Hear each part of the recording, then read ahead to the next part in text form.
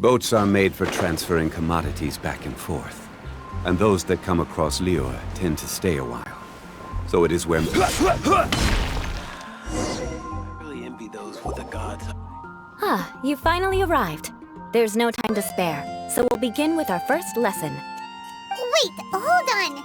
There's something we need to clear up first. Otherwise it'll keep bugging us. So that's still on your mind, huh? Maybe you're the ones who can't let things go. Don't worry, there's a time and place for exacting vengeance. Besides, I'm not in the mood for any right now. Best save it for later. You need to be in the right mood for vengeance. I already have a long list of vengeance to exact. Even if I wanted to begin now, I'd have to start in the right order. Who knows how long it will be before I get to you? Well, if you have so much to take care of, wouldn't it just be easier to give us a clean slate? Absolutely not. Stealing my targets, calling me a ruthless ruler, and suspecting my uncle. All worthy of vengeance in my eyes.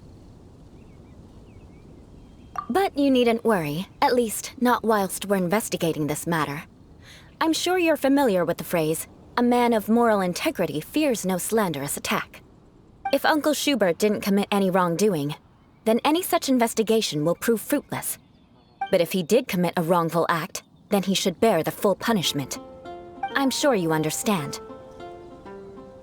Good.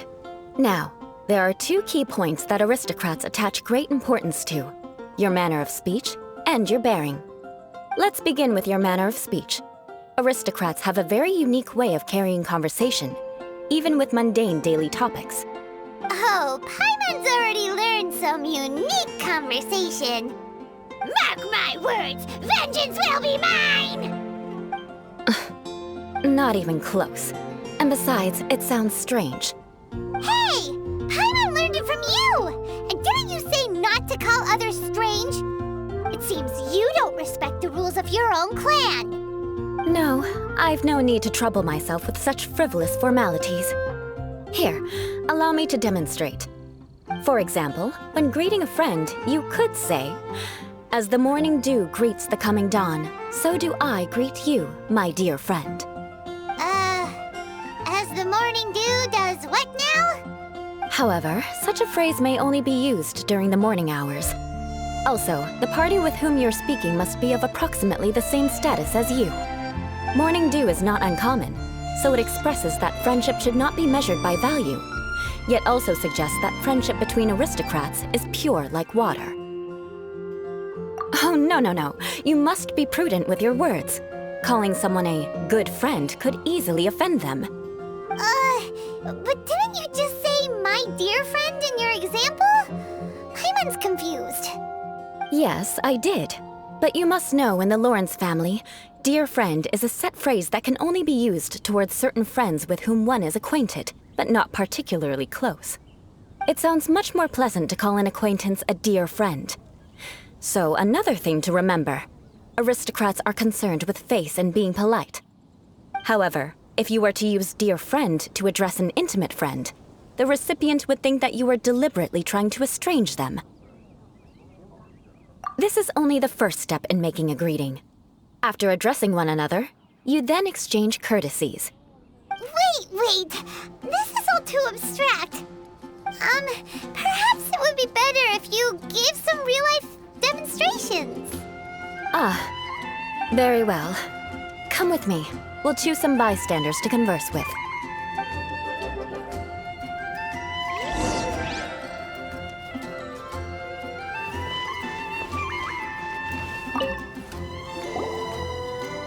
Oh, you're Eula of the Lawrence clan, right? This can't be good. You there, lowly laborer. You stand in the presence of a member of the illustrious Lawrence clan. I have words for you. Please acknowledge the glory bestowed upon thee by the nobility... What comes next? Oh, right.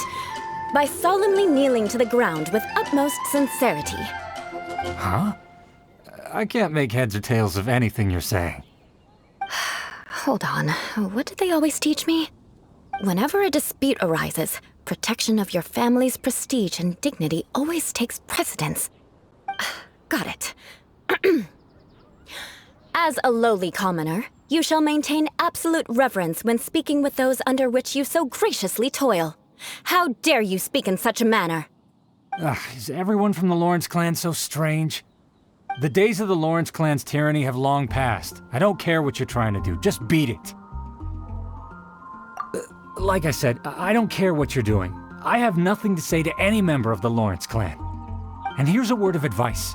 I wouldn't be caught dead walking too closely with any one of their like in Mondstadt. If that's all, I'll be going. I'm afraid I won't be able to control myself if we talk any longer. Hey! Don't leave! Halt! Mark my words, vengeance will be mine! Wow, the Lawrence name really does carry a terrible reputation. Never mind him. I could have predicted as much. Let's find someone else.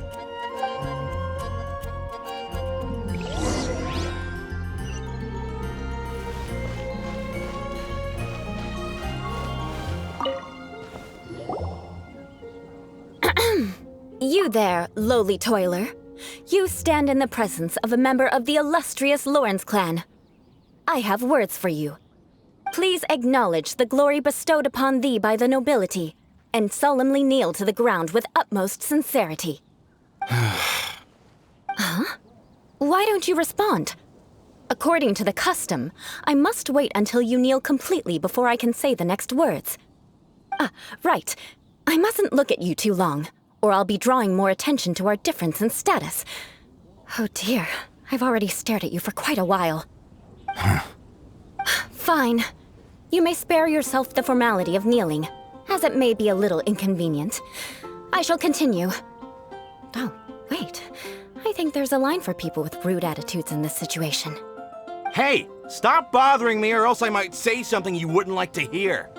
Then again, I've got no words for anyone from the Lawrence clan. Again? What's with this attitude? Yes, I don't think his attitude will change. If I keep grandstanding like this, the outcome won't be good. Let's try to find someone else to talk to. I'll remember your unwillingness to comply. Mark my words, vengeance will be mine!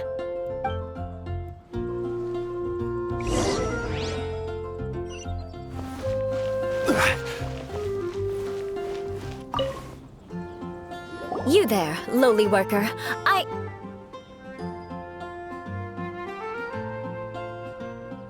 Yeah, I've already heard it all before. Look, just spare me the time. Our answer's always the same. We've got nothing to say to the likes of you.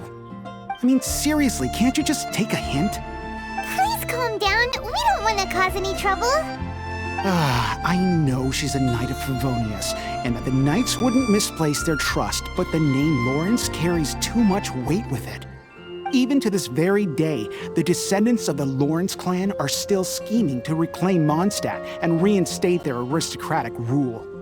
And if that wasn't enough, here you are purposefully using their awkward way of speaking just to put on an act?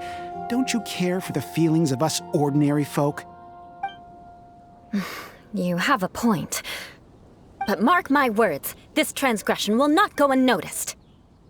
Huh? You want to fight? Listen here, I may be no match for you, but I'll be sure to lodge a complaint with the Knights of Favonius. I'm sorry, but I want her to understand that I'm serious. Listen here, if you don't want things to get more unpleasant, then you'd better just stop. Forget it. There's no point in quarreling any further. Let's go.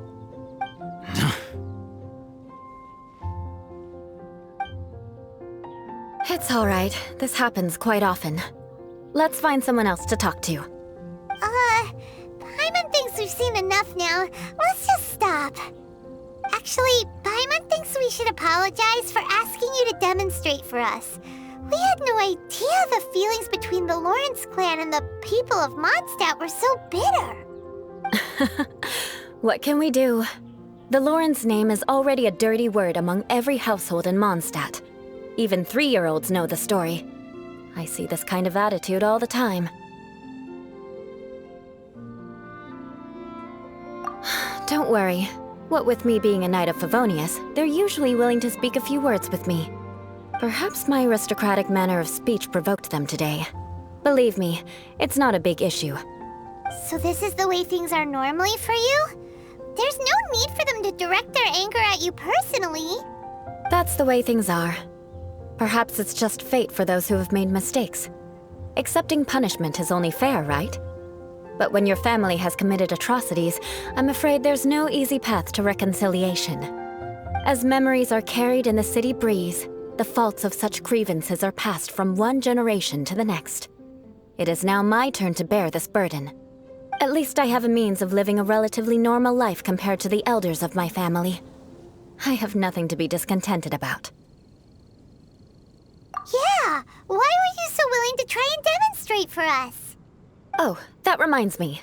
That last person will not escape my vengeance either. Let's leave it at that. Just think of it as something I like to do. But unfortunately, you probably didn't learn much from those conversations.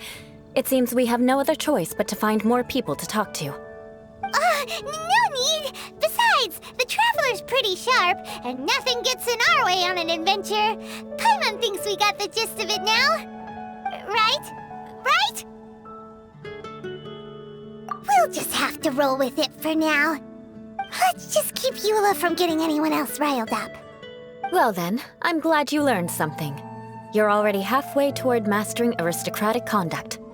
A proper manner of speech is more aesthetic than anything else. It stems from their taste for refinement. But we must also practice your bearing. I have a very effective way of training for this. Come with me to Dragonspine.